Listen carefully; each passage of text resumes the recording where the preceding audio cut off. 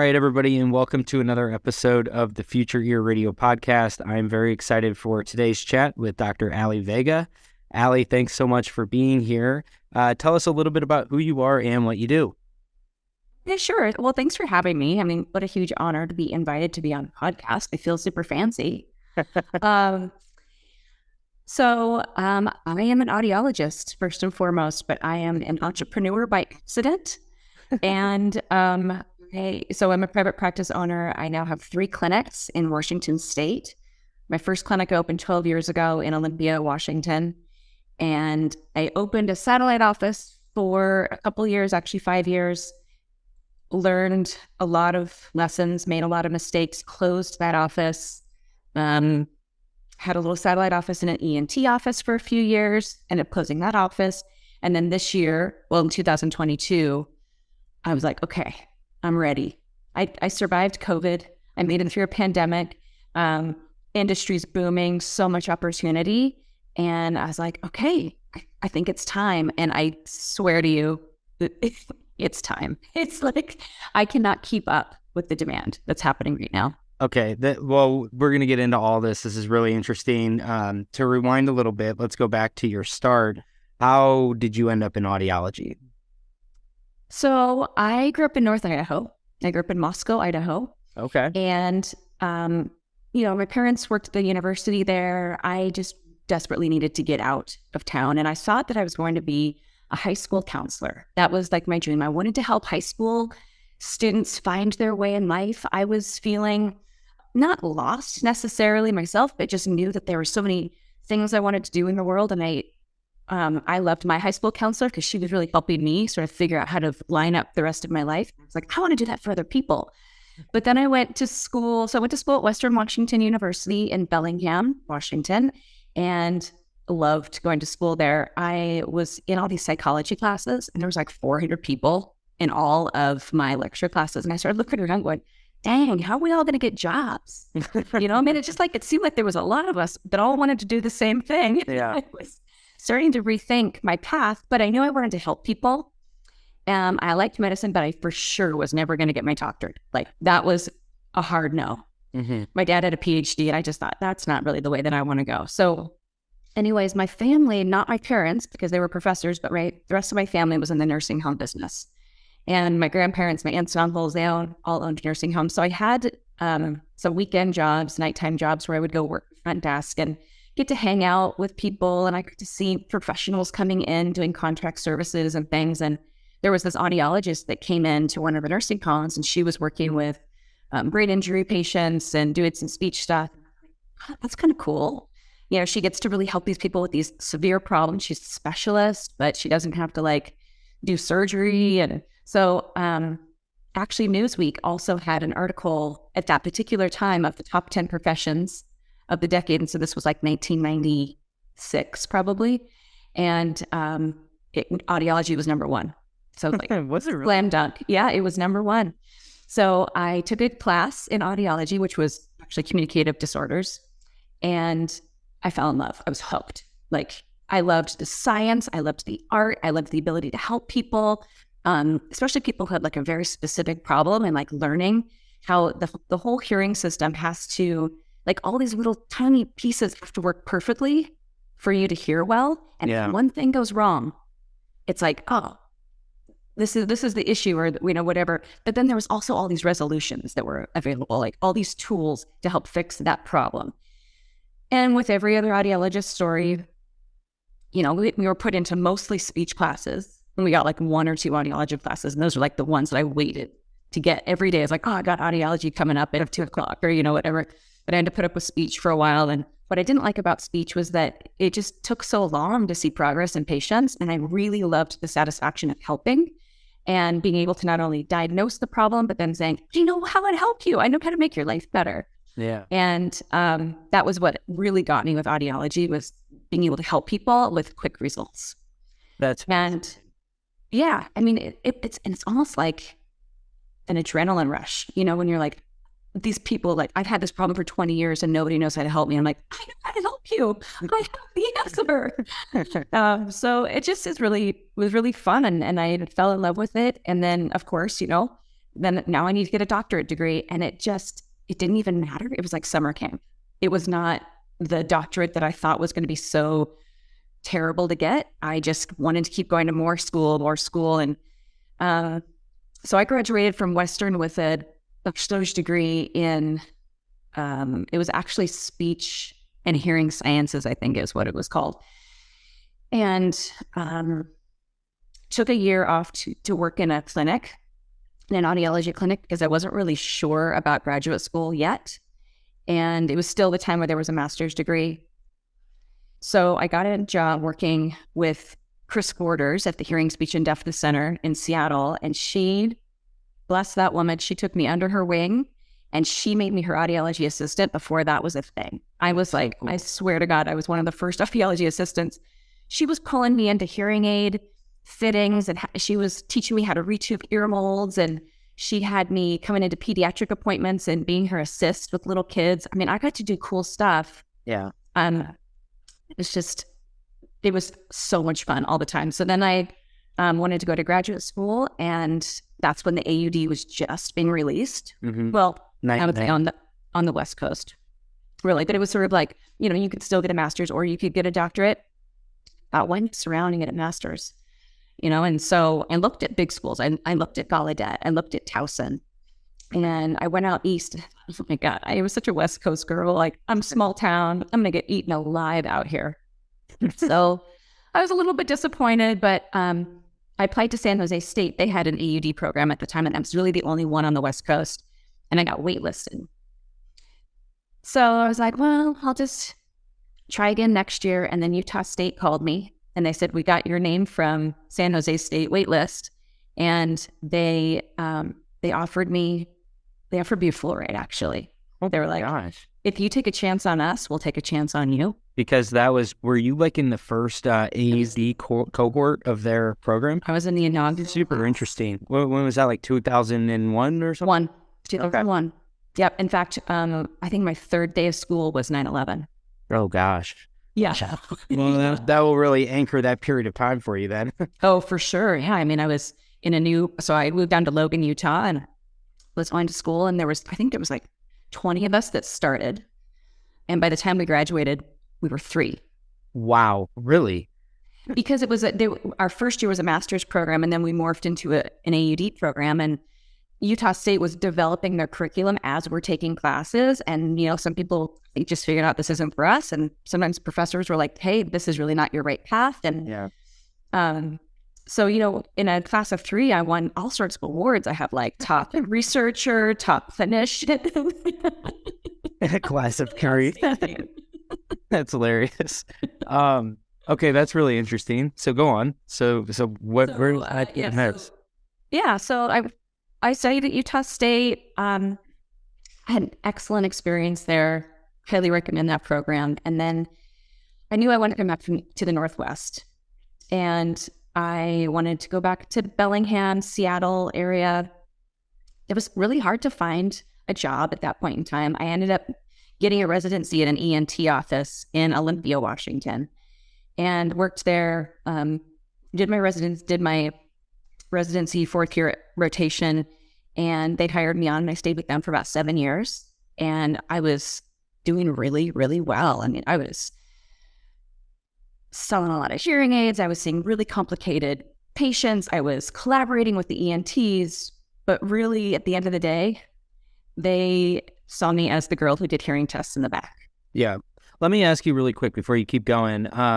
What was that like in that era of the ENT audiologist relationship? It sounds like you're kind of going to get into this, but yeah, because I think this is kind of what's interesting about audiology is it's pretty nascent in terms of the AUD program, the doctoral-level degree. And so it's like you were one of the first people that came out as like the newly branded doctoral-level audiologist. Were they previously working with audiologists in a different capacity? Like, were things changing? What was that whole dynamic like, ENT to audiologists back then, at least in your experience? Yeah, from my experience. So, I mean, I was the first AUD audiologist they'd ever worked with. Yeah. And really, in the Seattle area, there were not a lot of AUDs. And this was 2004. And, they had a preconceived relationship with audiologists. You come in, you do hearing tests, you sell hearing aids, and you basically keep your ideas to yourself. And as long as I did that, we got along pretty well, but that wasn't really my training. Yeah. And two, that's not really my personality. So, I mean, it went well. I was for 7 years. I learned how to play the game, but I was always pushing the envelope. I'm like, hey, what do you guys think about tinnitus treatment? They're like, no.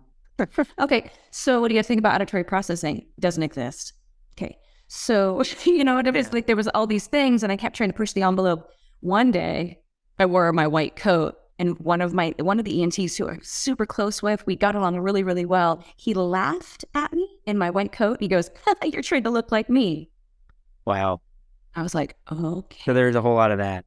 There was a lot of that. They liked me. They respected me. They thought I was good, but I was not a doctor in their eyes at all. Yeah. And so as I was there, I learned a lot. I mean, I never regret my experience there because I learned so much, especially for this phase of my career.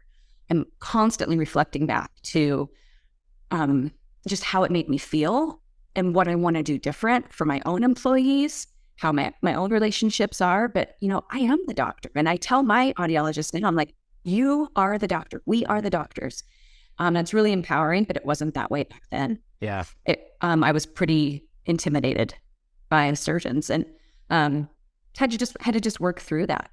So I think that audiologists now have a much better situation because it's changed a lot. But back then, I was definitely the girl who did hearing tests in the back. Okay, so that's ultimately why I ended up leading. So anyway, I was there for about 7 years. I was doing great. I was building the business.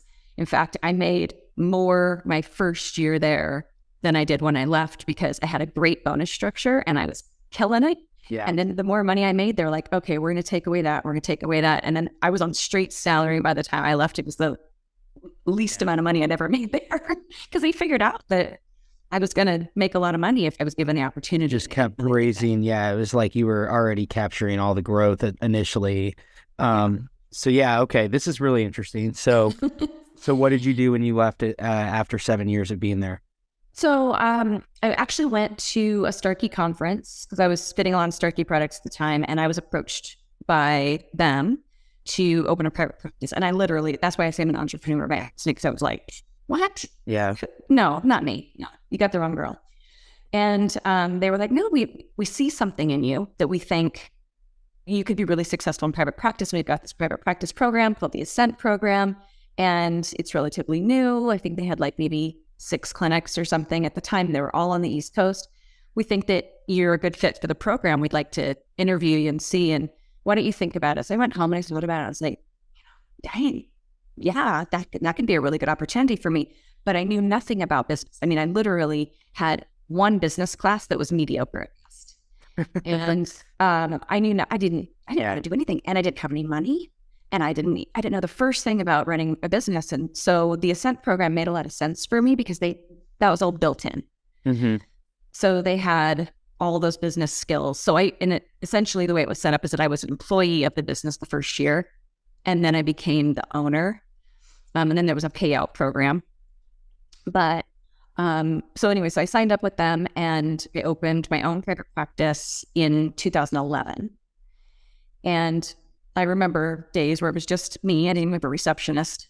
I was answering the phone, seeing a patient. When my patient would check in, I put the phone on night or, do not disturb. And then I'd go back and do a hearing test and try to sell some hearing aids and then leave. And then I'd go and check the voicemail.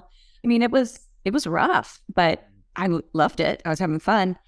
And over time, I learned a lot about the business. I actually bought out years. I think I was in my fifth or sixth year, and I ended up buying out from Starkey out of the program. And just because I simply outgrew it, I kind of learned how to do my marketing. I was learning how to do that, and I hired people to do my books. Like I didn't need them anymore. It was a great program. It helped me get my feet wet. But then I just took off. I hit the ground running.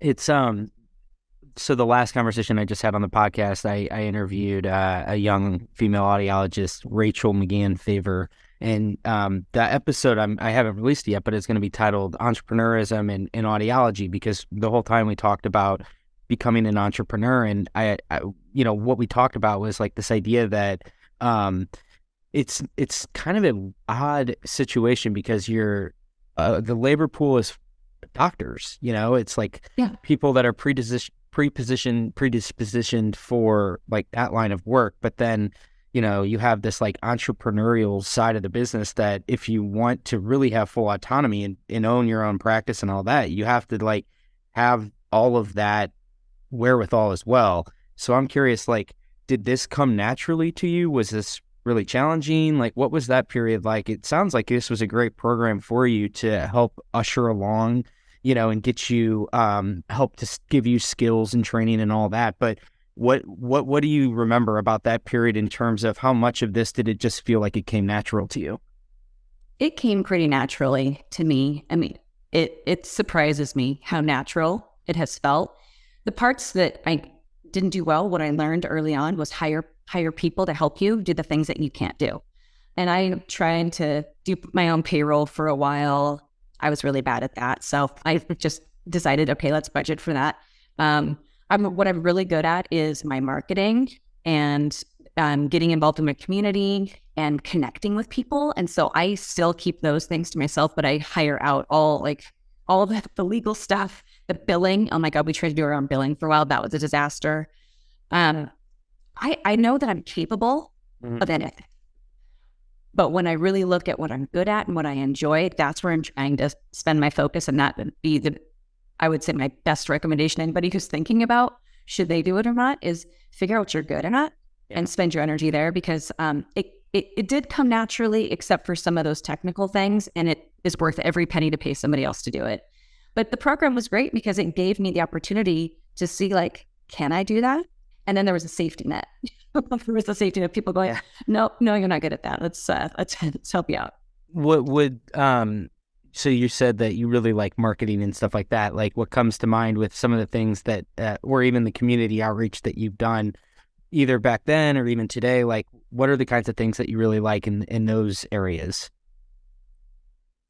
Well, I always say that I've been hustling. I'm just a hustler. I've been hustling in Olympia, Washington. But I've always been, so I got involved. So really early on, I got involved in a lot of networking groups and started talking about my business. So I was like, there was some group called BNI, it's a Business Networking International or something. And it was kind of cheesy, but it really helped me understand how to talk about my business and get other people to be excited about my business the way I am. So I started joining some of these groups, all these little networking groups, and I'm spending a lot of my time. I would schedule one day a week that I wasn't seeing patients at all. And I was just going to all these networking groups every single week and talking about my business and telling people why I love it and how exciting it is and all the things that can happen. And people were fascinated. I mean, audiology is so obscure, really, in healthcare. Totally. That people are just like, whoa, how have we never known about this? And I'm like, I know, right? Like, it's so cool. So exuding my own passion for what I do was getting other people excited. And then they were telling their friends. I also did radio, and I took a break from radio for a while because it is pretty expensive, but I'm back to radio now, and I do my own ads. I do my own ads, and I love it, and the radio station loves it, and I have great relationships with like all the people who work at the radio station, and because they're audio people anyways, they're super excited about it. But I feel like that's it.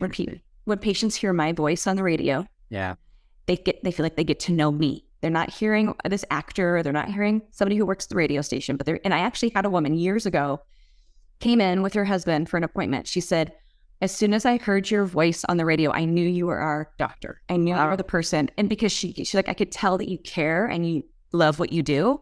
And I knew you were the person we had to see.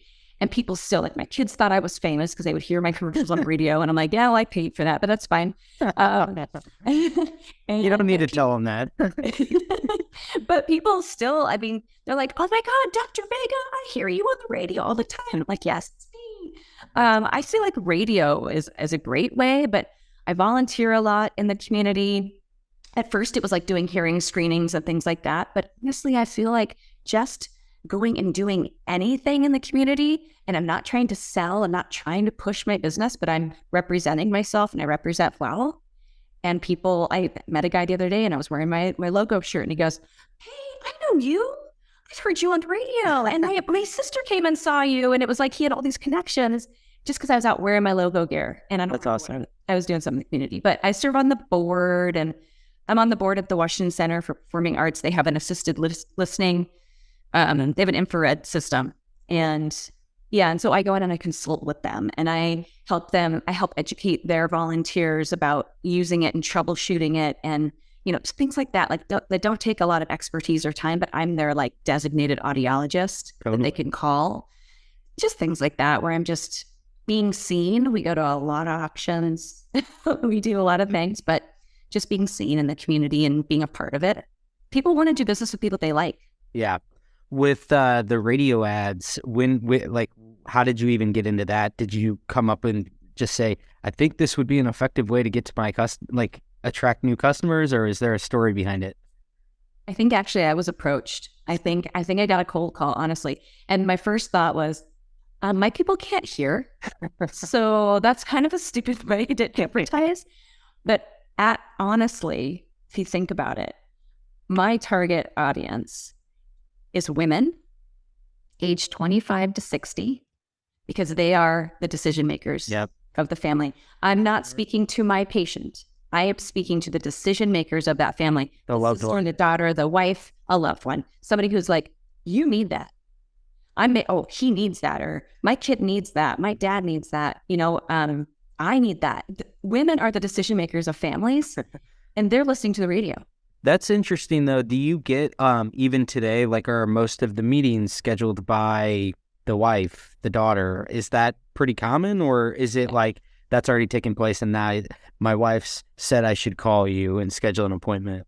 I do hear that a lot. I hear that a lot of like, my wife made me come today, or people call in and say, I'm making an appointment for my family member. It's pretty common. Most of our business is doctor referrals. Yeah. But because we do a lot of insurance, but I would say that we hear that often, that my wife made me come today.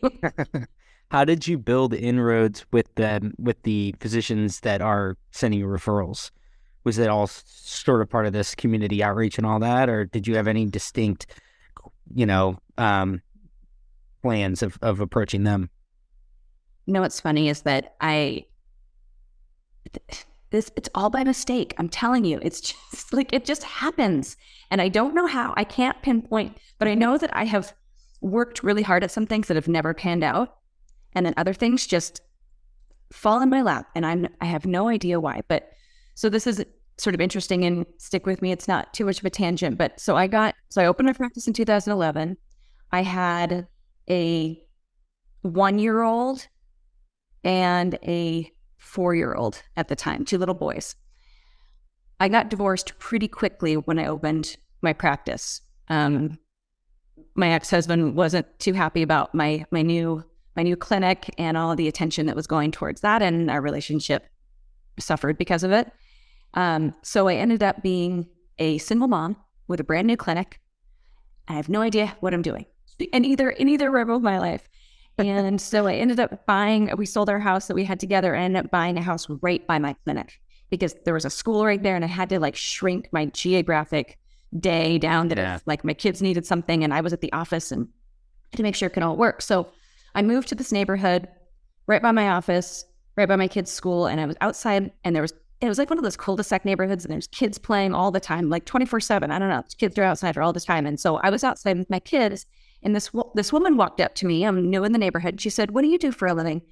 And I said, "I'm an audiologist." She goes, "Oh, that's funny. My husband's an ENT." And I said, "Oh, that is kind of funny." Yeah, what are the odds? Yeah. And he works at the hospital that's just right down the street. I'm like, "Oh, okay." So a couple days later, we meet. He's a surgeon, so he's not real chatty. So I don't even really get to know him all that well. And then a few weeks later, maybe a month or 2 later, he approaches me outside on the cul-de-sac, and he said, "Hey, our audiologist just quit. Do you think that you'd want to be a contract audiologist for the hospital and come into my office, I don't know, a day or 2 a week and do some hearing tests?" And if you ever identify people who need hearing aids, like you could sell them, you could take them back to your private practice and sell them hearing aids, but just run some pre and post audios for me. And I said, yeah. Sure. Sign me up. I will do that. Yes. When would you like me to move in? Wow. And so that's why some serendipitous stuff right there. There's no amount of taking cookies to an office that makes that happen. I know. So, I mean, that was and it was just knowing people and just being out and being seen and being open to opportunity. There was you gotta put yourself out there in order to even get the chance, the random chance. You're going to increase your odds of that random thing that you could never foresee happening, unless you know what I mean. You got to just like be out there. It's like taking at bats. There could have been a million reasons why I could have said no.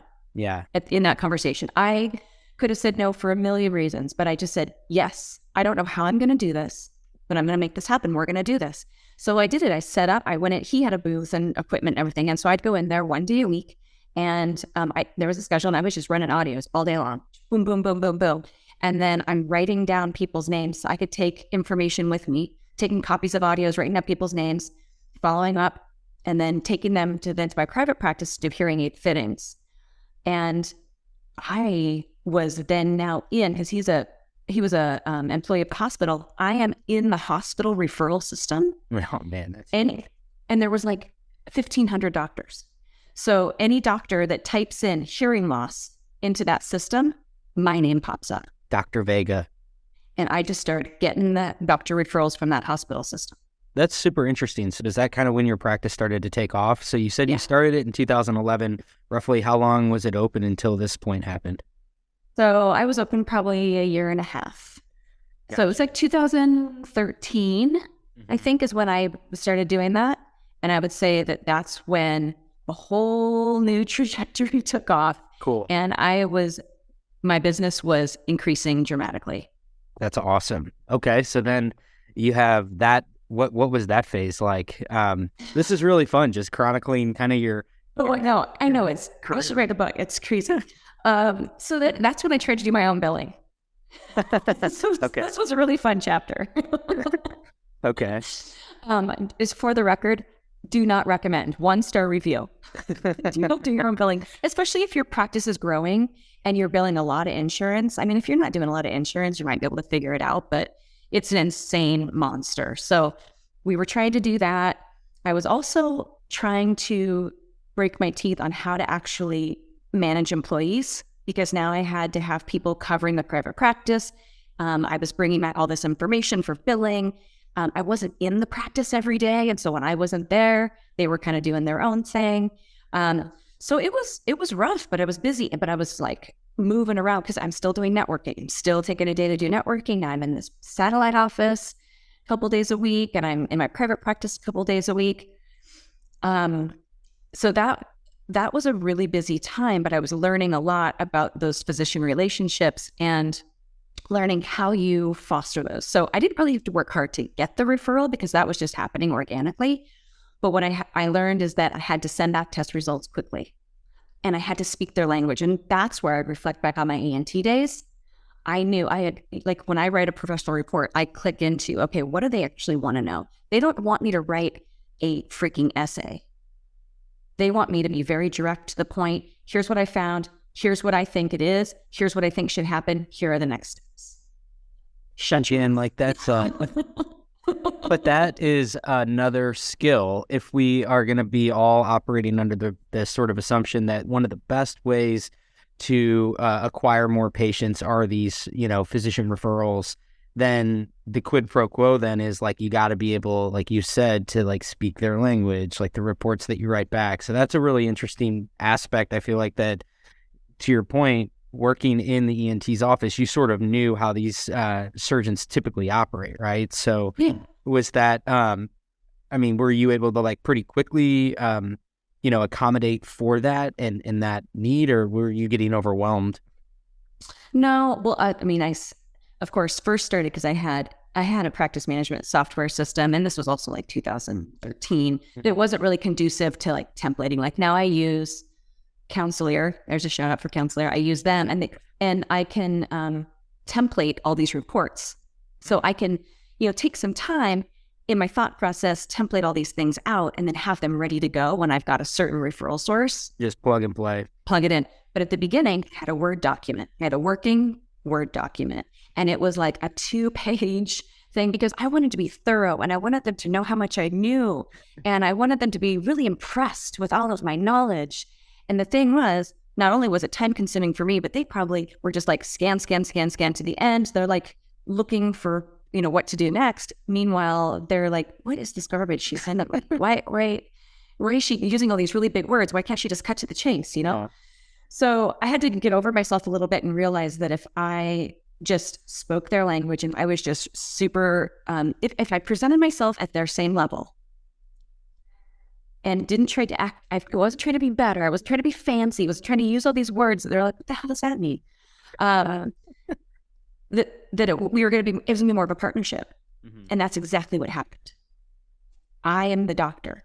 They are we are on the same level playing field. Mm-hmm. And by presenting the information to them just the way they want it, they were like, okay, I like this. She makes it easy for me. She makes it easy for my patients. And then by sending the reports really quickly, again, because I'm getting referrals from doctors who don't even actually know who I am. Totally.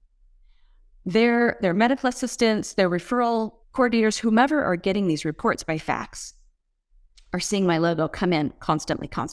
Even if a patient is self-referred because their insurance company doesn't require it, I always, who's your primary care doctor?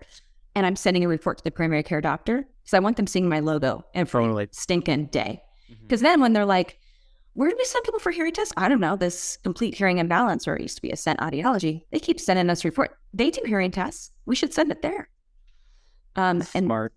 And just cultivating that I was top of mind. I wanted to be top of mind all the time. And so I think that was really a critical component to maintaining those referrals because they couldn't forget about me. I was in their face every day. I love that. That's hilarious. Okay, so then moving along, so you got your practice. It sounds like you just really started to take off quickly. Then you had this buyout. So I'm assuming this was probably 2015-ish or something around. Yeah, it was probably around 2015, 2016. So then I decide, all right, I'm not growing this Ascent program. Ascent was great for what it was, but it's hearing aid sales, and that's the formula of that program is how many hearing aids you're selling. And every time you buy equipment, it's like, well, how many hearing aids do I have to sell to justify that? Everything's equated in hearing aid sales.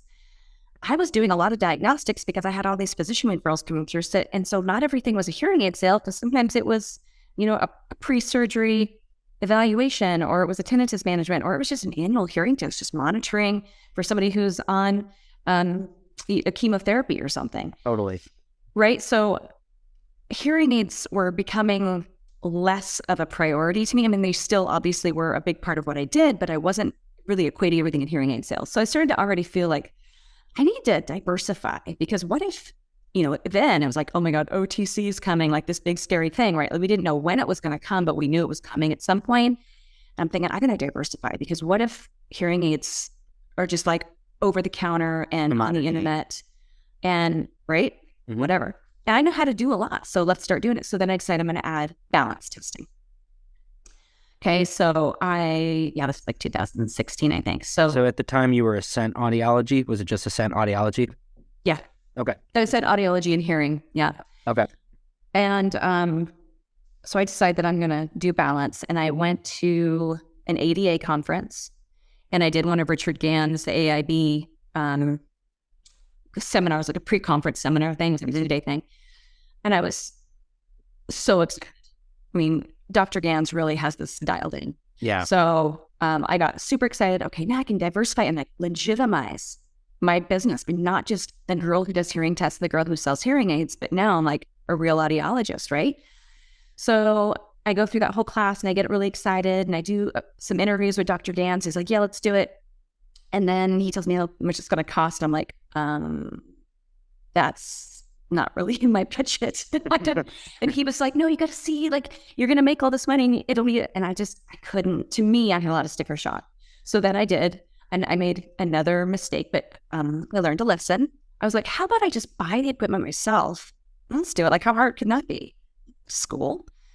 Well, I had to remember that when I went to school, they were ENGs, and you put water in people's ears, and then you got this big long tape of their nystagmus. So you had to get a ruler out, and you had to like measure their eye movement and do a bunch of math, and it was not great. So I thought, oh, I'll just buy some equipment and I'll just do it. Well, I did that, and I hated it, number one. Number two, I couldn't figure out how to make a business out of it. And so then I bought all this equipment and I wasn't using it. I didn't know how to get patients. I didn't know how to market it. I didn't know how to do anything. And that was a big waste of money. So a couple of years later, I went back to Dr. Gans and said, with my tail between my legs, okay, so I bought this equipment and now I need your help. And he was like, well, that equipment is awful, but that's fine. So he's done some really great coaching with me of like, okay, it's what you have. We'll make it work. So I joined AIB in like late 2019, I think.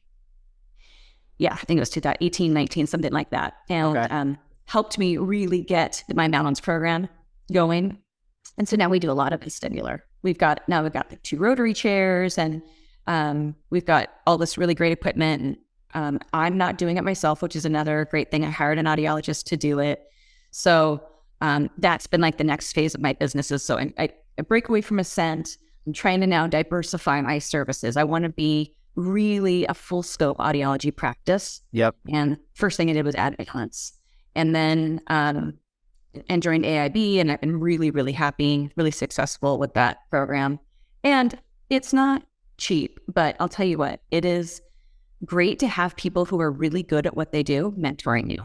Mm-hmm. And again, like getting a bookkeeper, an accountant, and a lawyer, and a billing person, working with AIB has been in that same pocket for me because I don't really love vestibular, so I need their guidance. I need them to help me. So you mentioned, okay, because of these relationships you have with the physicians, you're getting a lot of diagnostic referrals and stuff like that. So now, like, kind of once you had properly, I guess is the right way to put it, been onboarded or had a balance offering that you felt comfortable standing beside, and like you kind of had an idea of how you were going to monetize it and all that, what was that period like in terms of when you started to see that part of your business kind of come online? Was it, this is catering to your existing patient base, or was this like opening the door to an entirely new set of patients? Just kind of like give me a sense of what that like unlocked for your business by becoming a balance center as well. Yeah. So when I bought the equipment, tried to do it myself, it was really this, the ENT at the hospital who lived in my neighborhood. And I was like, okay, I'm going to do balance. He's like, great, because I don't want to do balance. Like, he didn't want dizzy patients at all. So he was happy to send them to me. But honestly, he was sending me like 3 a month. Okay. Because he didn't want dizzy patients either. So they really weren't coming to him. He was my main referral source. And I couldn't really find anybody in town who had dizzy patients. So when I started working with Dr. Gans, they really helped me understand how to market this and how to get those. And what we're finding is we're getting them from our existing database more than anything. Interesting. And radio, that's one of my top commercials, is talking about dizziness. Because you know what? Everybody has dizziness. I know. Or everybody knows somebody who has dizziness, right? And we get on the radio, we talk about dizziness, and people are out of control, calling us or talking to it. The radio station want to talk to us. Everybody wants to talk about dizziness. It's right up there with earwax removal. Everybody wants to talk about earwax. Let's talk about dizziness. That's interesting. And now what I'm finding now is that, so we've been doing this for a few years.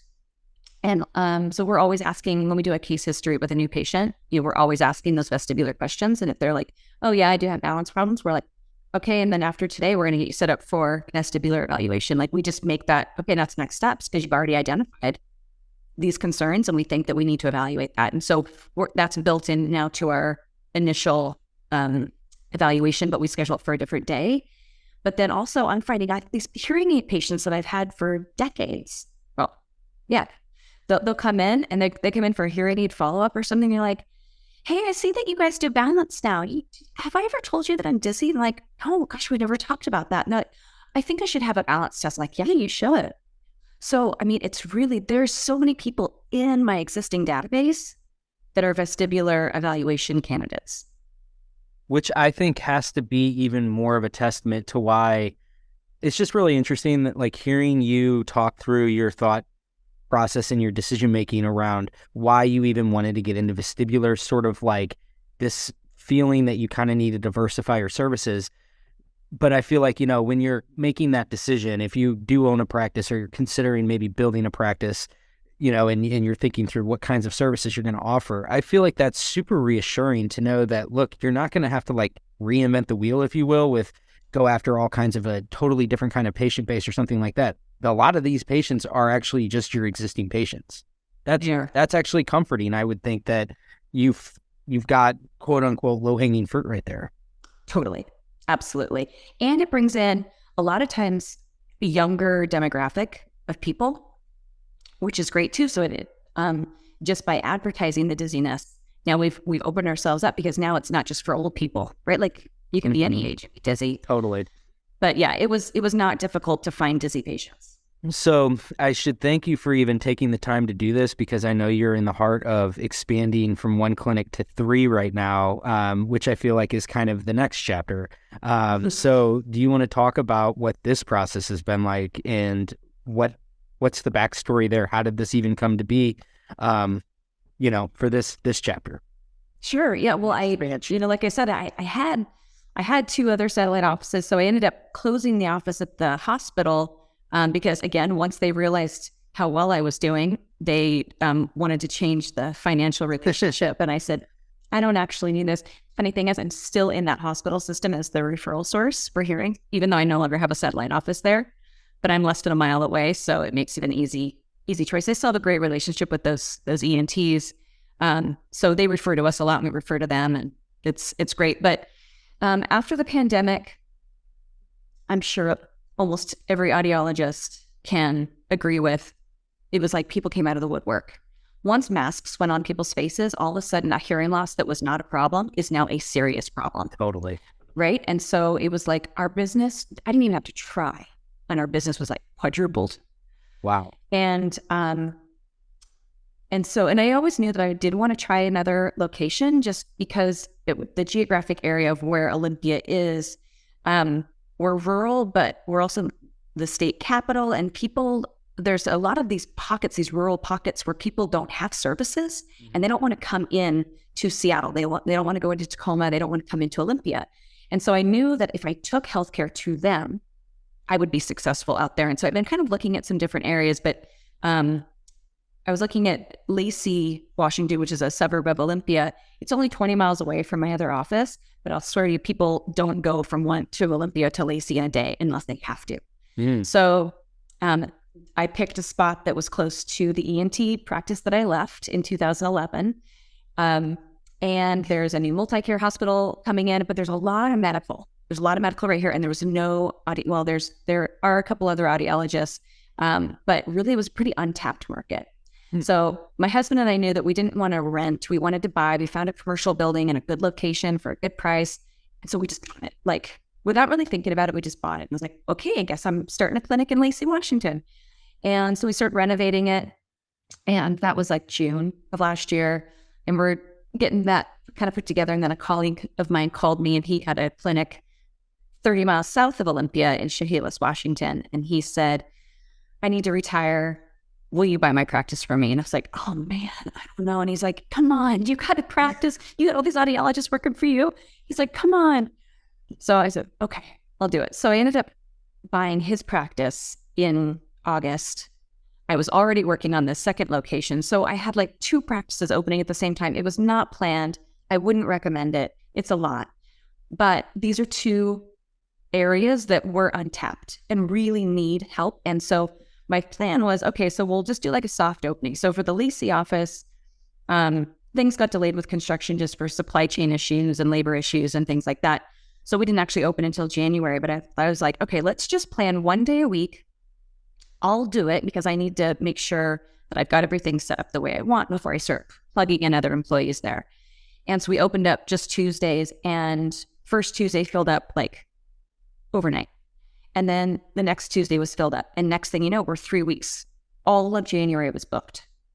Wow. With it, like before I even saw patients, maybe it was that first week I was seeing patients. because people were like, oh my God, oh yeah, we want this location open. So then we were like, well, I guess we should open it a second day a week. So we opened up a Thursday. Those are full. And then I was here the other day and patients were just stopping in. We weren't open for appointments. I was like in a sweatshirt and jeans. I was cleaning. I was unpacking and trying to get moved in. And people are walking in. Hey, can I buy batteries? Hey, can I get filters? Hey, can you clean my hearing aids? I was like, oh, we're not actually open. Oh, I thought this location was open. So we've just started staffing at full time, and we've got providers coming here 3 days a week. I think we'll be 5 days a week by March. Wow. Because with the demand is there. I don't personally like to have schedules booked more than 2 weeks out. I don't want patients to have to wait more than 2 weeks. So that's kind of my standard when I'm looking to see when do we add another day? When do we add another provider there? It's, are we more than 2 weeks out? And if patients can get it within 2 weeks, I'm like, it's probably okay. But at this point, we're booked out. So we're going to be open 5 days. And then the Chehalis location, I bought an existing practice. So we just thought, well, we'll just keep his schedule. He was just going Thursdays. So he was just doing 1 day a week. And those were, same thing, filling up. And the space he was in wasn't really conducive to the way that we practice because we do so much more and we have more equipment and things like that. So we ended up moving to a new location. And that's open 3 days a week now. And we're going to probably be 5 days a week here pretty soon. I have to hire more doctors. That's what has to happen.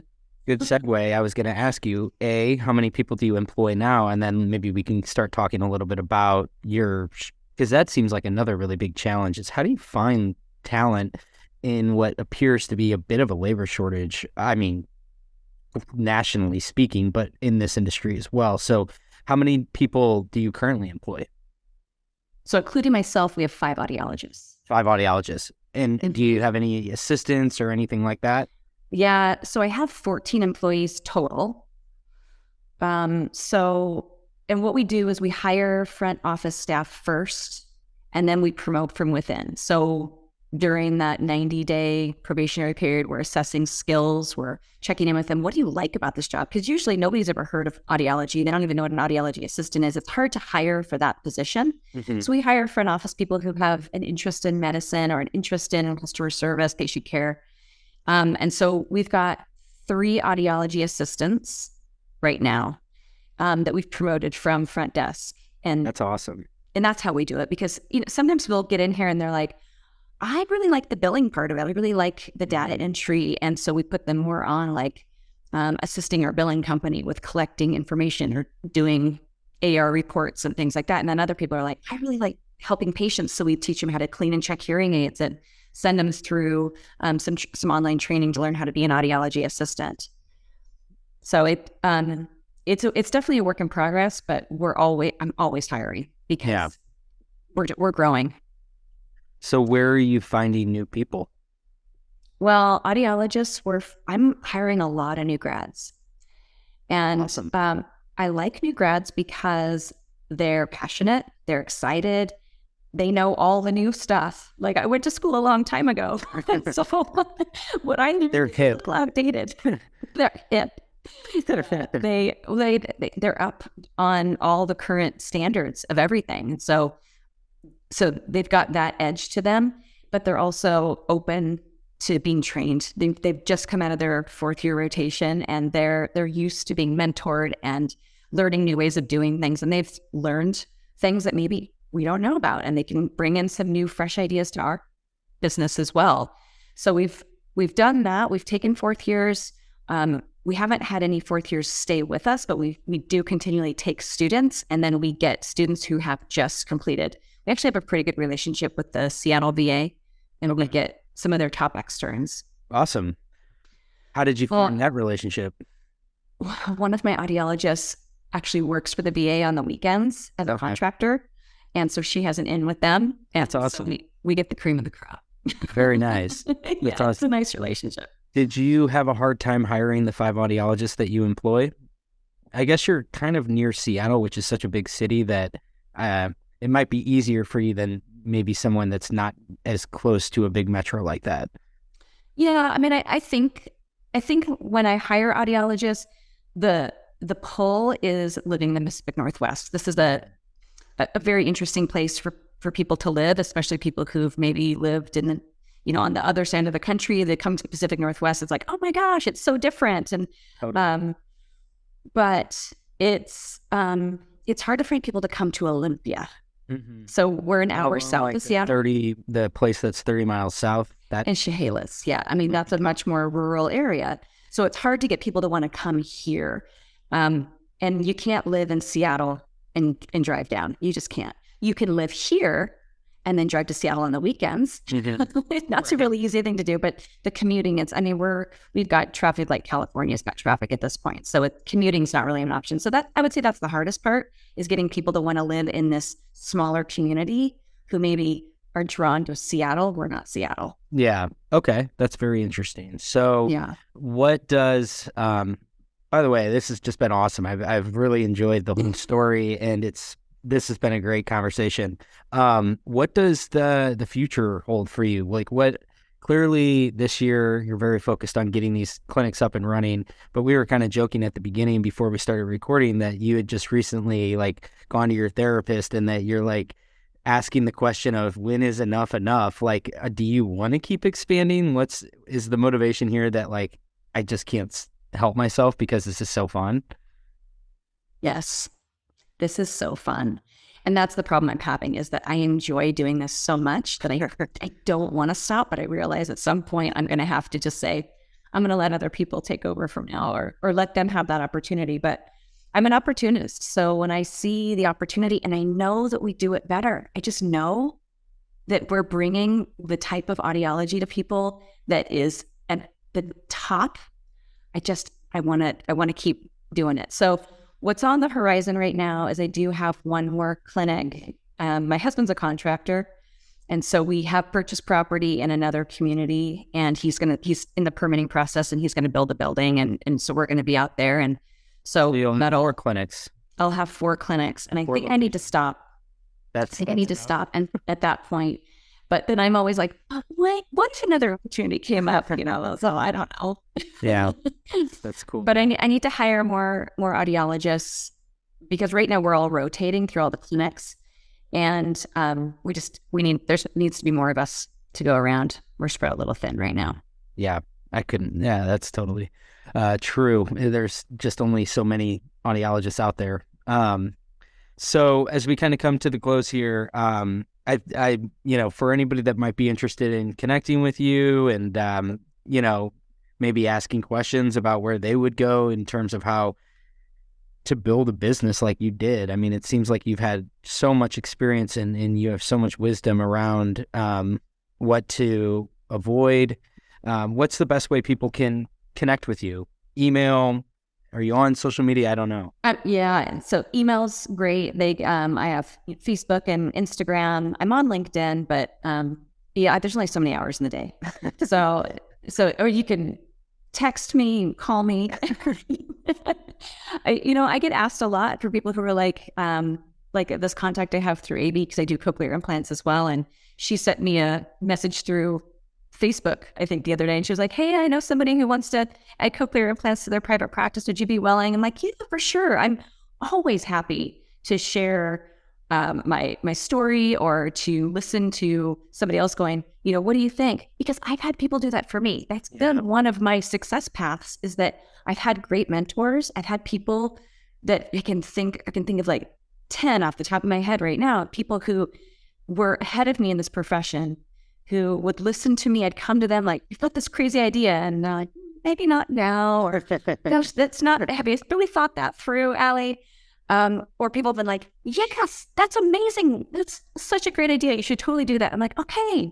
But that's what it takes, I think, in this audiology profession, because we don't have a lot of mentoring. I don't think at this point in time, so you got to kind of go out and find your mentors. You got to find the people you click with. I have found those people really at conferences. Mm-hmm. I have I call them my audiology friends, but I have some of my best friends are people I see once a year at a conference. Yeah. Well, I'm glad that you said that, though, because I've been this has been a reoccurring theme, and something I've noticed too is it is a little bit like I think there's an opportunity for somebody to create like a true mentor program in this industry, because there is seemingly kind of a gap there. But I think I agree with you that I think one of the best ways for anyone to establish a network and find like-minded people that can, if nothing else, be another sounding board that you can bounce ideas off of. Trade shows are an excellent way to do that, whether it's just go to AAA or ADA, the big ones, or your state show. But I couldn't agree more with that I think that's a great way to, especially as a young person, if you're just getting started out, that's a really efficient way to meet a lot of people at once. Absolutely. It's a great way to get out of the class. The classes are one component of it. The CEUs, yeah, we all need those, and those are really important. But stay after for the networking events. Get involved, volunteer for the organization or join the pack or just go to at least the happy hour stuff. Find people that are interested in audiology the same as you, people have similar interests. I've had some very awkward conversations that have turned out to be, really impactful for me. Meeting you sit down to have breakfast and some random person starts talking to you. Next thing you know, you've got these connections, or you're like, hey, you know something that I've actually been really needing to learn about. You exchange business cards, and it can be a game changer for your career. You just never know. You got to put yourself out there. You got to just show up and see what happens and be available for opportunities. Say yes. I agree. And you figure it out later. It's like it's unavoidable. It's going to be uncomfortable. It's going to be awkward. You're going to have to make small talk with people that you don't know. But I totally agree that just you'll be amazed at how much you have in common with some of these other people. And I think that there's so much truth. You're a testament to it, of like just being out there and giving yourself more opportunities for, like, as random as they might seem, things to fall your way. I think is just super important to establish yourself and your connections. Yeah, absolutely. And we don't need to be competitive. There's no room for that, I don't think, because there's so many people that need our help, and we're only better if we share information with each other. And like, hey, I developed this thing, and let me email it to you. Like, I love it when I go to a class and they're like, hey, email me and I'll send you all my notes, or you can talk to me. That's the best way for us to get better and to be really at the top of our game. And on that note, thank you so much for being super transparent today and talking so candidly about your story, your business. I loved it. I really appreciate you coming on. This has been a lot of fun. I've had so much fun. I really enjoyed telling you my story. It's a crazy story, so thanks for being interested. It is. I'm ready to read your book when you go publish it. Okay. It's not done yet, so you can't write it yet, but it's a work in progress. But thank you so much, and thanks for everybody who tuned in here to the end. We'll chat with you next time. Cheers.